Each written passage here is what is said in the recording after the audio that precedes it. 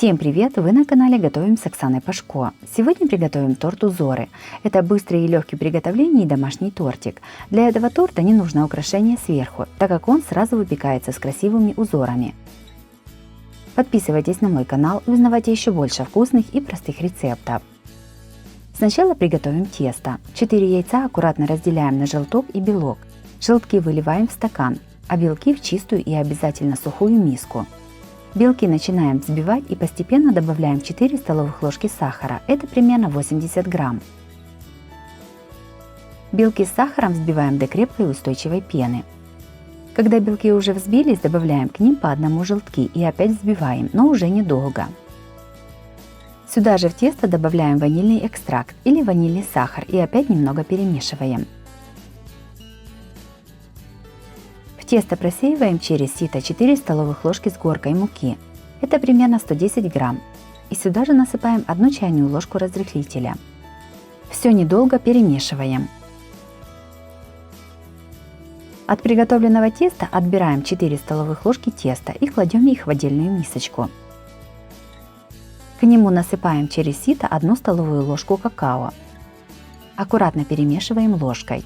Также у меня на канале есть и другие рецепты домашних легких тортиков. Смотрите их в моем плейлисте по ссылке на экране или в описании под видео.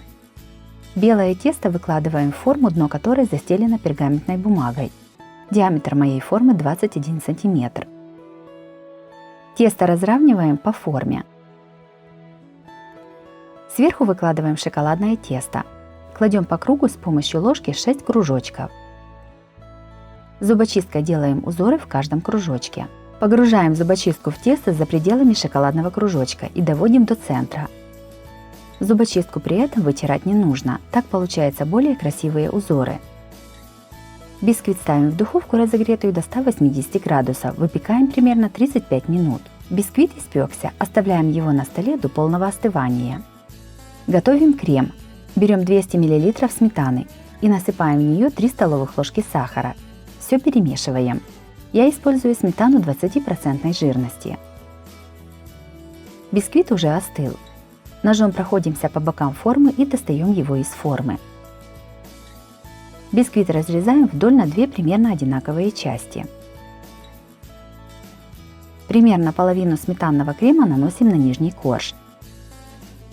Вторую часть наносим на верхний корж. Сметана из-за добавления сахара стала еще жиже и хорошо пропитывает бисквит. Коржи складываем вместе. Оставляем пропитаться на пару часов в холодильнике. Я оставила на ночь.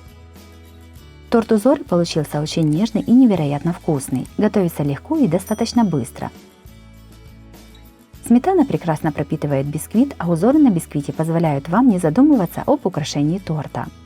Если вам понравился вариант такого домашнего торта, то обязательно ставьте лайк. Подписывайтесь на мой канал, чтобы не пропустить новые видео. С вами была Оксана Пашко. Готовьте вкусно, готовьте с удовольствием.